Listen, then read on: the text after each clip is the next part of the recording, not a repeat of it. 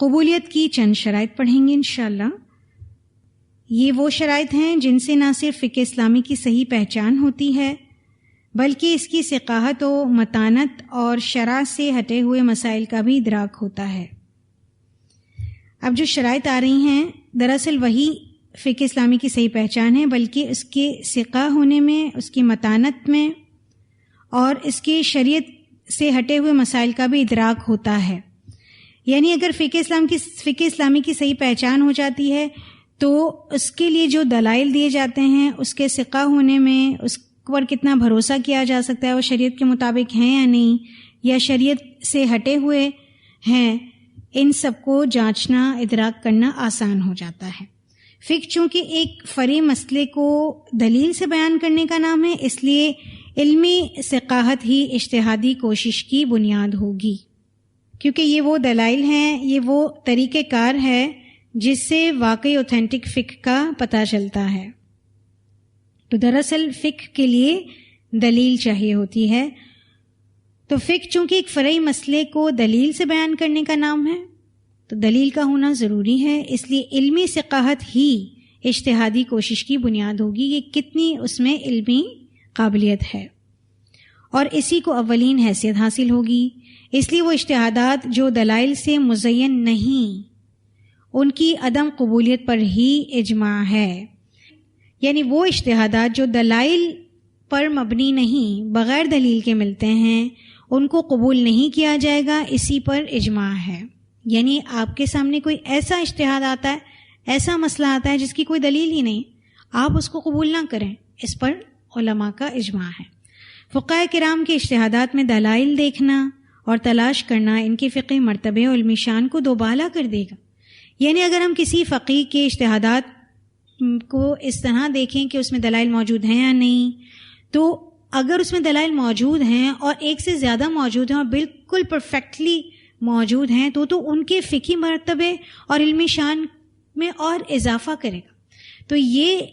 جاننا، یہ ریسرچ کرنا کہ اس فقیہ نے یہ فتویٰ دیا ہے تو کن دلائل کے پیش نظر ہے، یہ کوئی اس فقیہ کے علم پر ہمیں سمجھ لیں کہ اس کی حیثیت کو ہم چیلنج نہیں کر رہے ہیں، ہم یہ نہیں سمجھ رہے ہیں کہ ان کے اندر نقص ہے، بلکہ اگر تو ہم یہ ریسرچ کرتے ہیں اور ان کے اجتہادات کو مدلل پاتے ہیں تب تو ان کے فقہ مرتبے اور علمی شان کو اور ہم تسلیم کرتے ہیں، ہم اس کے اور مزید قائل ہو جاتے ہیں، اور صحیح مدلل فقہی مسائل امت میں خیر کا باعث بنیں گے۔ یعنی جتنے بھی مدلل فقہی مسائل ہیں، یعنی جتنے بھی فقہی مسائل ہیں، اگر وہ صحیح دلیل کی بنیاد پر ہیں تو یہ تو امت کے لیے خیر کا باعث بنیں گے۔ اللہ تعالیٰ کا یہ فرمان بالکل درست ہے، لا یأتیہ الباطل من بین یدیہ ولا من خلفہ تنزیل من حکیم حمید۔ یہ سورۃ السجدہ کی آیت نمبر 42 ہے۔ اس پر جھوٹ کا حملہ نہ آگے سے ہو سکتا ہے اور نہ پیچھے سے، یہ دانا و خوبیوں والے اللہ کا نازل کردہ کلام ہے۔ آپ صلی اللہ علیہ وسلم کا بھی ارشاد ہے، قد ترکتم علی البیضاء لیلها كنہارها لا یزیغ عنها بعدی الا ہالک۔ میں تمہیں ایک واضح اور روشن دین دے کر جا رہا ہوں جس کی رات بھی اس کے دن کی مانند ہے، اس سے پھرنے والا ہی میرے بعد ہلاک ہوگا۔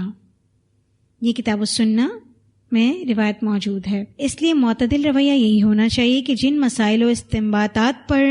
علماء و فقہا کی کثرت نے دلائل سے نکیر فرمائی ہے، یعنی ناپسند فرمایا، انہیں ترک کر دیا جائے، اور جو فقہی مسئلہ دلائل کی بنیاد پر بیان فرمایا ہے اسے قبول کر کے اختلافات کو ختم کر دیا جائے۔ یعنی ایک مسئلہ ہے، اس پر دو رائے آ جاتی ہیں، اس میں ہم یہ دیکھیں گے کہ کس کے دلائل مضبوط ہیں، جس کے دلائل کمزور ہیں یا دلائل ہیں ہی نہیں، صرف اور صرف رائے سے کام لیا گیا ہے، شخصی رائے ہے یا پھر اصولی رائے ہے، اور دوسری طرف دلائل ہیں، تو اسی بات کو قابل قبول سمجھا جائے گا کہ جس کے دلائل مضبوط ہے اس کو لیا جائے اور اختلافات کو اس طرح ختم کر دیا جائے۔ یہ وہ ضابطے ہیں جو قرآن نے ہمیں عطا کیے ہیں، ارشاد باری تعالیٰ ہے فَإِن تَنَازَعْتُمْ فِي شَيْءٍ فَرُدُّوهُ إِلَى اللَّهِ وَالرَّسُولِ إِن كُنتُمْ تُؤْمِنُونَ بِاللَّهِ وَالْيَوْمِ الْآخِرِ ذَلِكَ خَيْرٌ وَأَحْسَنُ تَأْوِيلًا۔ پھر اگر تم کسی مسئلے میں اختلاف کرنے لگو تو اگر تم اللہ تعالیٰ پر اور روز قیامت پر ایمان رکھتے ہو تو اسے اللہ اور اس کے رسول کی طرف لوٹا لے جاؤ، یعنی اسے اللہ اور اس کے رسول کی طرف لوٹا دو۔ ایسا کرنا ہی خیر ہے اور انجام کے لحاظ سے بہتر ہے۔ یہ اتنا بہترین اصول دے دیا گیا جو تا قیامت قائم رہے گا کہ اگر کسی بھی قسم کا کوئی بھی اختلاف ہو، چاہے وہ شخصی اختلاف ہو، چاہے وہ مسلکی اختلاف ہو،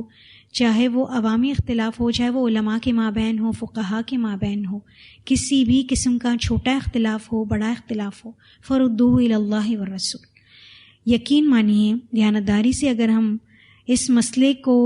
حل کرنا چاہتے ہوں کسی بھی قسم کی تعصب سے ہٹ کر، تو یہ ایک بہترین طریقہ کار ہے جو اللہ تعالیٰ نے خود بتا دیا ہے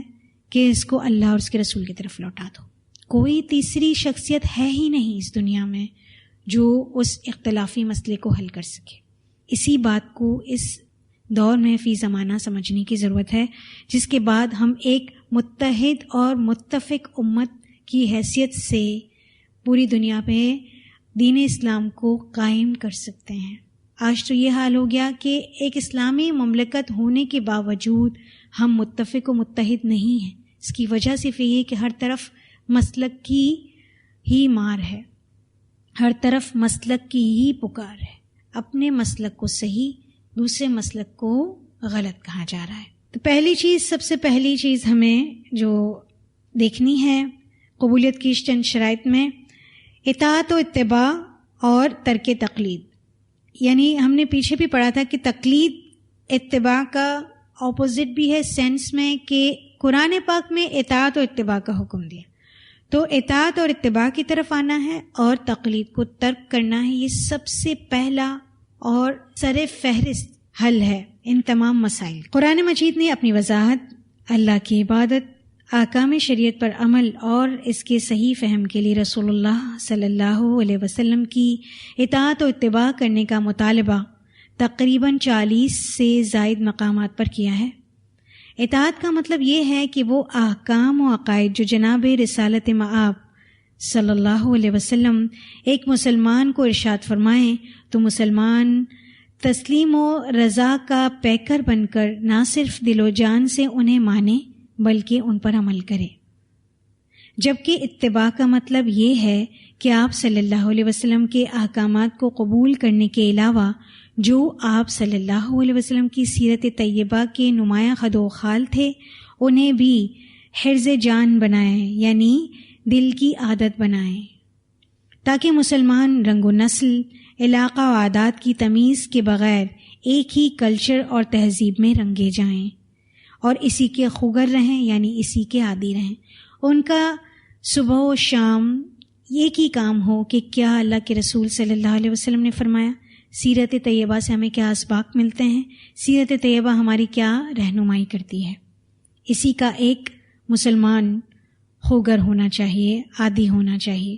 اطاعت کا مطالبہ اس لیے بھی ہے کہ آپ صلی اللہ علیہ وسلم کی رسالت دراصل دینی سیادت یعنی قیادت کا نام ہے۔ اس کی رہنمائی میں آپ صلی اللہ علیہ وسلم کا کوئی شریک و سہیم نہیں، یعنی آپ صلی اللہ علیہ وسلم ہی ہمارے قائد ہیں، لیڈر ہیں، آپ صلی اللہ علیہ وسلم کا ہی اتباع کرنا ہے۔ ان کی اس کوالٹی میں کوئی بھی شریک نہیں۔ نبی اکرم صلی اللہ علیہ وسلم کے علاوہ ہم کسی اور کی عصمت کا اعتقاد بھی نہیں رکھ سکتے، یعنی کوئی بھی معصوم نہیں سوائے آپ صلی اللہ علیہ وسلم کی ذات کے۔ اطاعت و اتباع کی دونوں لفظ یا تو اللہ کے لیے مستعمل ہوتے ہیں یعنی استعمال ہوتے ہیں، یا پھر ہادی برحق رسول اللہ صلی اللہ علیہ وسلم کے لیے مستعمل ہیں، یعنی اتباع اور اطاعت صرف اور صرف اللہ اور اس کے رسول کی کرنی ہے۔ ان الفاظ میں پیروی دراصل ایمان، محبت اور یقین کامل سے کرائی گئی ہے، یعنی جس کے دل میں اللہ کے رسول صلی اللہ علیہ وسلم پر ایمان ہے، محبت ہے اور یقین کامل ہے، تو وہ یقینی طور پر اللہ اور اس کے رسول صلی اللہ علیہ وسلم کی اقوال کی پیروی کرے گا جس میں جبر کا مفہوم نہیں. یعنی جب آپ صلی اللہ علیہ وسلم پر ہم ایمان لے آتے ہیں تو یہ ہمارے ایمان کا، محبت کا اور یقین کامل کا تقاضا ہوتا ہے، اور جو چیز محبت کرواتی ہے اس میں جبر تو آ ہی نہیں سکتا. جب اللہ کے رسول صلی اللہ علیہ وسلم کی محبت ہر چیز سے مقدم ہو جائے گی تو پھر اس میں جبر نہیں ہوگا. ہم خوشی سے جو اللہ کے رسول صلی اللہ علیہ وسلم فرماتے جائیں گے، ہم سنتے جائیں گے قال رسول اللہ، تو وہ ہم اتباع کرتے جائیں گے. اطاعت رسول صلی اللہ علیہ وسلم کا آسان ترین نسخہ یہ ہے کہ اپنے تمام تر میلانات کو، یعنی رجحانات کو، اپنی تمام تر توجہات کو آدمی ذہن سے نکال کر اگر سیرت رسول صلی اللہ علیہ وسلم اور احادیث رسول صلی اللہ علیہ وسلم کا مطالعہ کرے تو خود بخود یہ جذبہ بیدار ہو جاتا ہے. یعنی جب ہم اپنے دل سے اپنی خواہشات نفس کو نکال دیتے ہیں اور ان ساری چیزوں کو پرے رکھ کر سیرت رسول اور احادیث رسول صلی اللہ علیہ وسلم کا مطالعہ کرتے ہیں تو خود بخود ہمارے اندر یہ جذبہ پیدا ہوتا ہے کہ سب سے خوبصورت اور قابل عمل شخصیت اللہ کے رسول صلی اللہ علیہ وسلم. ہی واز اے پرفیکٹ، یہ سب سے پرفیکٹ انسان تھے جس کے مطابق اگر میں بنوں گی تو میں بھی پرفیکٹ ہو جاؤں گی. مزید یہ کہ فقہی اختلافات کی صورت میں مسلمان صحیح حدیث کو ہی بہرحال ترجیح دیتا ہے، اور یہی قرآن کی تعلیم ہے. ایک صحیح قرآن کا طالب علم ہمیشہ اسی بات کو فوقیت دے گا کہ اس کا اسلام، اس کا ایمان اس بات کا تقاضا کرتا ہے کہ وہ صرف اور صرف صحیح احادیث کو ہی ترجیح دے. لہٰذا مقلد یا غیر مقلد یا تقلید جیسے الفاظ کی بجائے ایک بندہ مومن اپنے لیے لفظ اطاعت یا اتباع کے استعمال کو معمول بنائے، کیونکہ اتباع میں بات دلیل سے ہوتی ہے اور تقلید میں بغیر دلیل کے.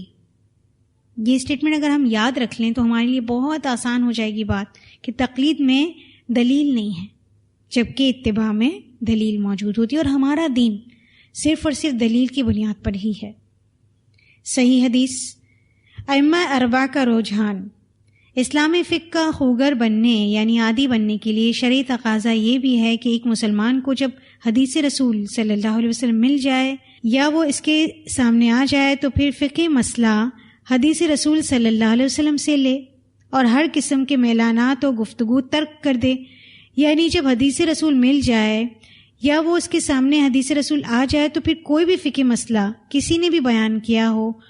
اور اس کے مقابلے میں صحیح حدیث آ جائے تو ہر قسم کے میلانات اور گفتگو کو ترک کر دیا جائے اور صرف صحیح حدیث کو قبول کیا جائے. حدیث کا تعلق کسی مسلک سے نہیں بلکہ یہ تو سب مسالک کی مشترکہ دولت ہے. یعنی کوئی یہ نہیں کہے گا کہ یہ والی احادیث ہم لے لیتے ہیں، وہ احادیث ان کے لیے نہیں. آپ صلی اللہ علیہ وسلم کی احادیث ہر کسی کے لیے ہیں. یہ مسلک کی تقسیم تو ہم نے کی ہے نا، تو حدیث کا تعلق کسی مسلک سے نہیں ہے بلکہ تو تمام مسالک کی مشترکہ دولت ہے. یہ اور بات ہے کہ ہر مسلک نے اپنے ذوق اور فہم کی بنیاد پر چند احادیث کا انتخاب کر کے اپنی راہ متعین کی ہے. اس لیے ہماری رائے میں چند نہیں بلکہ تمام احادیث سے مستفید ہونا ضروری ہے تاکہ مسالک و مذاہب کا اختلاف اپنی اپنی خواہش کے مطابق نہ رہے.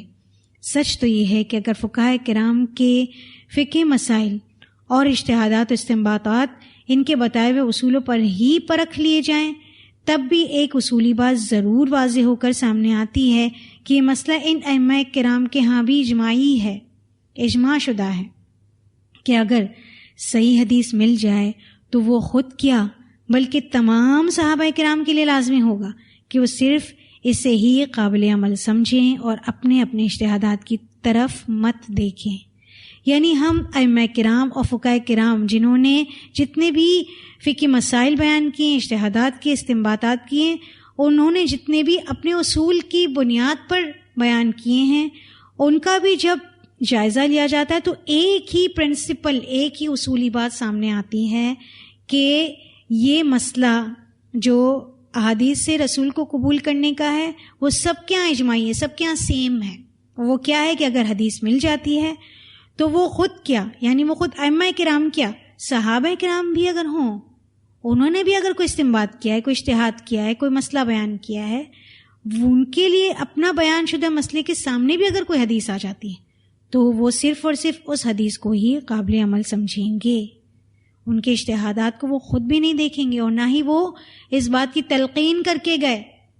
خواہ وہ صحابہ کرام ہو، تابعین ہو، تبع تابعین ہو، ائمہ کرام ہو، مجتہدین ہو، کوئی بھی اسلاف ہو. یہی تلقین کر کے گیا کہ احادیث رسول کو ہی ترجیح دی جائے. یہ ائمہ کرام کے ہاں اجماعی ہے.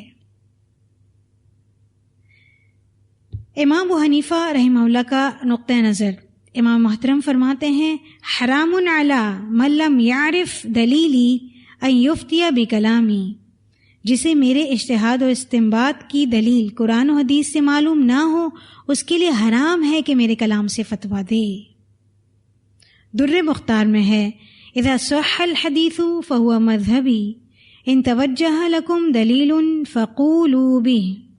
میرے اقوال یا اجتہاد کے مقابلے میں جب کوئی صحیح حدیث آ جائے تو میرا مذہب بھی وہی ہوگا، یعنی صحیح حدیث ہی ہوگا میرا مذہب بھی. اگر تمہیں کوئی دلیل قرآن و حدیث سے مل جائے تو اسی پر عمل کرو اور اسی کے مطابق فتویٰ دیا کرو. یہ دونوں اقوال امام ابو حنیفہ کے ہیں. وہ یہ کہہ کر بری الذمہ ہو گئے. انہوں نے یہی کہا کہ میری اگر کوئی بات آتی ہے اس کے مقابلے میں کوئی آیت یا حدیث ہے تو آیت یا حدیث کو ہی ترجیح دی جائے. ان کے اپنے قول کے مطابق اگر کوئی فتویٰ دے گا جو کہ قرآن و حدیث سے معلوم نہیں ہے، قرآن و حدیث کی دلیل کے خلاف ہے، تو وہ اس فتویٰ دینے والے پر حرام ہے. وہ ایسا کرے گا تو وہ حرام کا مرتکب ہو رہا ہے، کیونکہ یہ اصول امام ابو حنیفہ فرما کر گئے ہیں. اسی طرح امام مالک رحمہ اللہ کا نقطہ نظر بھی یہی ہے. اپنے بارے میں ان کا یہ قول بہت مشہور ہے، انما انا بشر اخطئ واصیب فانظروا فی رأیی فکل ما وافق الکتاب والسنۃ فخذوہ وکل ما لم یوافق فاترکوہ. لوگو، میں ایک انسان ہوں، کبھی میری بات ٹھیک ہوتی ہے اور کبھی غلط بھی ہو سکتی ہے. تم میری اس بات کو لے لو جو کتاب و سنت کے مطابق ہو، اور جو اس کے خلاف ہو اسے چھوڑ دو. یہ امام مالک کا نقطہ نظر ہے. شاہ ولی اللہ محدث دہلوی نقل فرماتے ہیں، یعنی امام مالک نے یہ بھی فرمایا، ما من احد الا ومأخوذ من کلامہ ومردود علیہ الا رسول اللہ صلی اللہ علیہ وسلم. دنیا میں کوئی ایسا شخص نہیں کہ اس کی تمام باتیں قبول کی جا سکیں سوائے جناب رسالت مآب صلی اللہ علیہ وسلم کے. یعنی غلطی اور خطا سے پاک صرف اور صرف ایک ہی ذات ہے، وہ ہے اللہ کے رسول صلی اللہ علیہ وسلم. باقی جتنے بھی امام ہیں، اسلاف ہیں، ان سے خطا ہو سکتی ہے. تو یہ امام مالک کا نقطہ نظر تھا. امام شافعی کا نقطہ نظر صحیح حدیث کے بارے میں، امام شافعی رحمہ اللہ کا قول یہ ہے، حدیث صحیح ہی میرا مذہب ہے.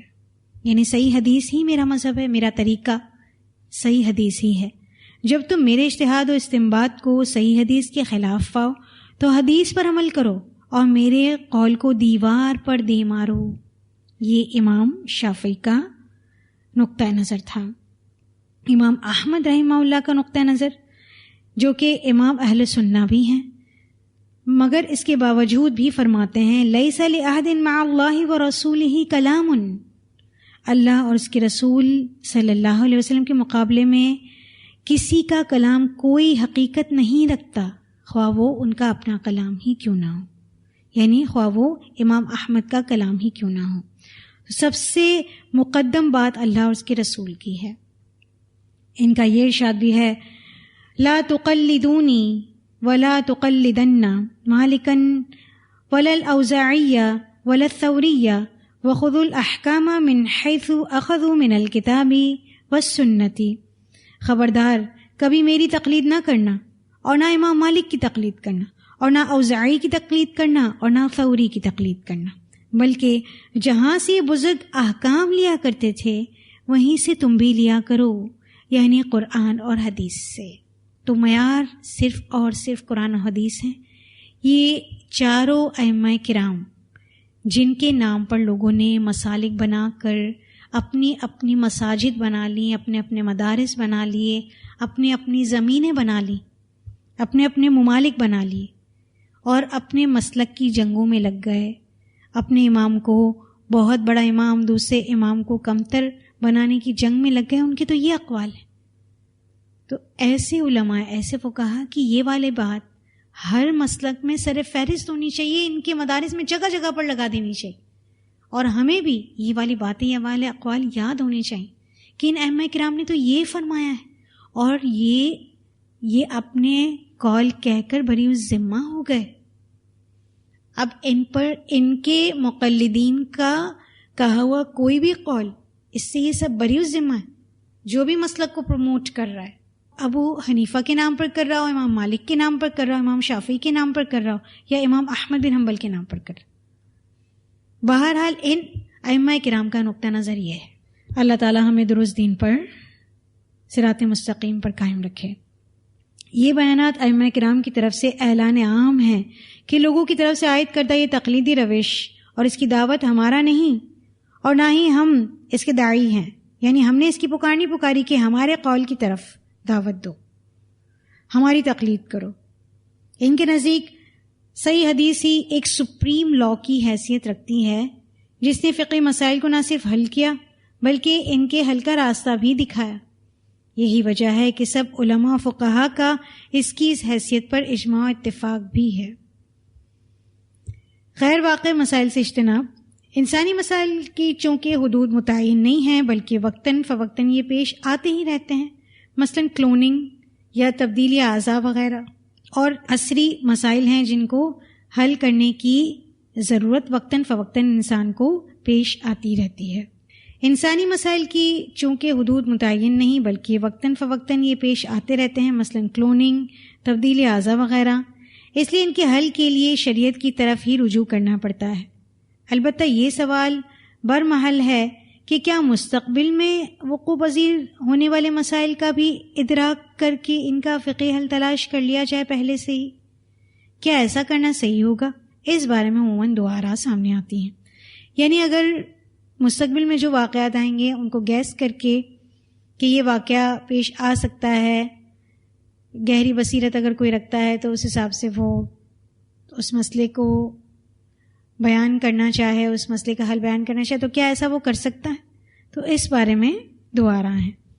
پہلی رائے کے مطابق اگر ان مسائل کا ادراک فقہاء و علماء کر لیں تو انہیں زیر بحث لانے اور ان کا حل پیش کرنے میں کوئی مضائقہ نہیں، یعنی ایسا کیا جا سکتا ہے، اس لیے کہ علم روز بروز زوال پذیر ہو رہا ہے،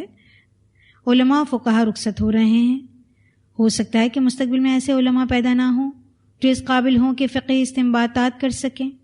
اس لیے موجود فقہاء اگر لو کانا کی بنیاد پر مفروضہ مسائل کا حل پیش کر دیں تو یہ امت پر بڑا احسان ہوگا اور ان کے آسمان علم سے دنیا مستفید ہوگی، یعنی ان کے اونچے علم سے دنیا مستفید ہو سکے گی۔ تو جو پہلی رائے رکھنے والے وہ کہتے ہیں کہ ایسا کر لینا چاہیے، اس میں کوئی مذائقہ نہیں، کیونکہ علم روزانہ کی بنیاد پر زوال پذیر ہو رہا ہے، اس حساب سے کہ علماء اور فقہاء رخصت ہوتے جا رہے ہیں، علم کم ہوتا جا رہا ہے۔ جو معیاری علم ہے، علماء آخری دور میں ظاہر ختم ہو جائیں گے، علم اٹھا لیا جائے گا، ان کا یہ نقطہ نظر ہے۔ اس وجہ سے وہ کہتے ہیں کہ فقہی استنباطات اگر وہ کر لیں اور لوکانہ کی بنیاد پر مفروضہ مسائل کا حل پیش کر دیں تو یہ امت پر ان کا احسان ہوگا۔ جبکہ دوسری رائے یہ ہے کہ جب تک انسانوں میں وہ مسئلہ پیدا نہ ہو اس وقت تک اس تکلف کی ضرورت ہی نہیں کہ کوئی رائے دی جائے اور فرضی مسائل بیان کیے جائیں یا فرضی مسائل بنائے جائیں، یعنی جب تک کوئی مسئلہ اٹھا ہی نہیں اس کے حل کی طرف بھی جانا درست نہیں۔ وہ یہ کہتے ہیں کہ علم ما لم یقع والجہل عما وقع، جو واقع نہیں ہوا اس کا جاننا اور جو واقع ہو چکا ہے اس سے لا علم رہنا فقہ نہیں ہے، یعنی جو کچھ واقع نہیں ہوا اس کے بارے میں جاننے کی کوشش کی جائے اور جو واقع ہو چکا ہے اس کے بارے میں لا علم رہیں تو یہ فقہ نہیں ہے۔ ہاں جب وقوع پذیر ہوں گے تو انشاءاللہ امت ان علماء و فقہاء سے بانج نہیں ہوگی، یعنی جب اللہ تعالیٰ ایسے مسائل دے گا تو ایسے علماء و فقہاء بھی رکھے گا جو اپنے علم کی حد تک ان کا اسلامی حل پیش نہ کر سکے، یعنی ایسا نہیں ہو سکتا کہ امت ان علماء و فقہاء سے بانج نہیں ہو سکتی جو اپنے علم کی حد تک ان کا اسلامی حل پیش ہی نہ کر سکے، اس لیے کہ اللہ تعالیٰ نے اس دین کو باقی رکھنا ہے اور اس کے خادمین کو بھی باقی رکھنا ہے۔ ماضی میں جو مسائل بھی ابھرے، فقہ اسلامی نے اپنی تازگی اور شگفتگی کے سبب ان کا جواب دیا، مگر جب سے یہ تکلف سامنے آیا کہ غیر وقوع مسائل بھی موضوع بحث بنے، ان سے کتب کی ضخامت تو بڑھ گئی، یعنی کتابیں ڈیٹیل میں تو ہو گئیں، مگر ان سے مستفید ہونا تو کجا، یعنی ان سے فائدہ حاصل کرنا تو دور رہا، ایک عام مسلمان بھی انہیں جان نہ سکا، اس لیے کہ مفروضہ دور میں ان جدید مسائل کا تصور بھی نہیں کیا جا سکتا، یعنی ایک فرضی دور میں ان مسائل کو ہم انڈرسٹینڈ نہیں کر سکتے، یعنی جو مسئلہ اٹھا ہی نہیں ہے اس کو ہم کیسے فرض کر کے اس مسئلے کو بھی فرض کریں اور پھر اس کا مسئلہ بھی سمجھیں، تو یہ درست نہیں ہے، اس پہ وقت نہیں لگانا چاہیے، یہ وقت کا ضیاع بھی ہے اور لوگوں کے لیے ناقابل فہم بات بھی ہے۔ ان کی یہ رائے ہے، یہ جو دوسری رائے رکھتے ہیں ان کا یہ کنسپٹ ہے۔ بیشتر علماء و فقہا محض عقلی اور مفروضہ مسائل کے بیان کرنے کو فقہی حدود سے تجاوز سمجھتے ہیں، یعنی بہت سے علماء اور فقہا عقلی اور مفروضہ مسائل کے بیان کرنے کو، اس کام کو وہ فقہی حدود سے تجاوز سمجھتے ہیں، یعنی فقہی اسٹڈی میں صرف یہی بات آتی ہے کہ جتنے مسائل اب تک ہوئے ہیں ان کو ہی اسٹڈی کیا جائے، اس کے علاوہ کسی مسائل کو فرض کر کے اس کے بارے میں کوئی فتوے نہ دیا جائیں۔ یہ فقہ کی لمیٹیشن میں نہیں آتا ہے، یعنی فقہ کی لمٹ کو کراس کیا جا رہا ہے اس طرح کر کے اگر فرضی مسئلوں کو بیان کرنا شروع کر دیا جائے تو، لہٰذا ان سے اجتناب کیا جائے، یہ دوسری رائے ہے۔